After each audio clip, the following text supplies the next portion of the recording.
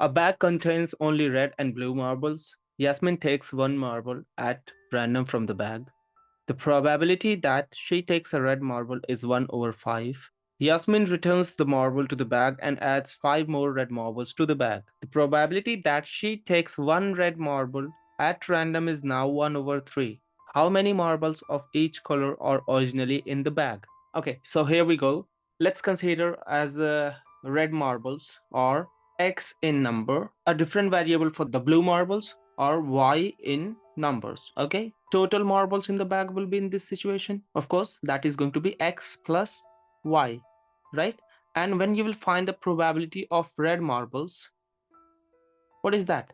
Number of red marbles in the numerator, x, over total marbles in the denominator, x plus y, right?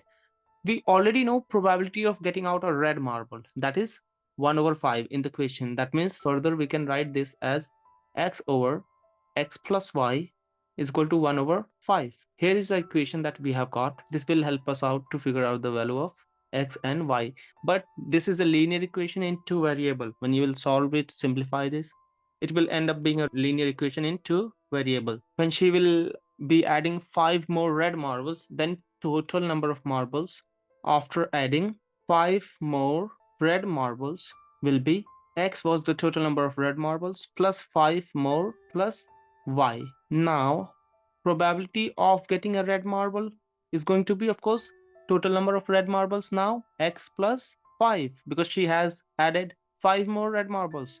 In the denominator, now total number of marbles are here, that is x plus 5 plus y marbles, and this is again known to us, that is going to be 1 over 3 given in the question, right? That means now further you can write as x plus 5 over x plus 5 plus y is equal to 1 over 3.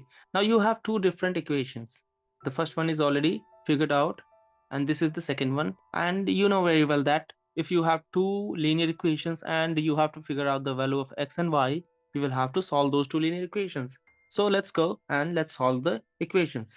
First equation was x over x plus y equal to 1 over 5. Let's do the cross multiplication. That means we have this 5 will multiply into x and this denominator x plus y will multiply into 1. Now you will have 5x on the left hand side is equal to x plus y. Let's transpose x to the left hand side. That means 5x minus x equal to y. Now you have 4x equal to y. That means from here you can get the value of y as 4 times of x. Now the second equation is already known to us, that is x plus 5 over x plus y plus 5 is equal to 1 over 3. We are going to do the same with the second equation, doing the cross multiplication, right? So let's keep all the values in the brackets. Now 3 will multiply in x plus 5. On the other side, 1 will multiply x plus y plus 5. So they will remain unchanged. Here you will get 3x plus of 15 on the left hand side. On the right hand side, you have x plus y plus of 5. What do you know already? That is the value of y, that is 4x. Let's put the value of y in this equation as 4x.